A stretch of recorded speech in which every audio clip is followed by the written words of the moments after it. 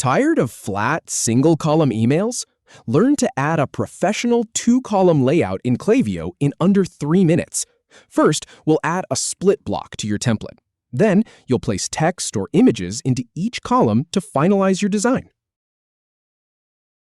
Click the Add Content button to open the content blocks.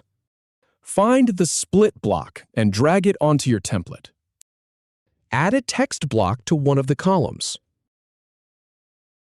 Or choose an image block for visual content. Go ahead and click on Select Image to open up your media library. Click Select to place that image in the first column. Click Image again for the other column. Click Select Image for this second column. Finally, click Select to confirm. Your 2 columns are set.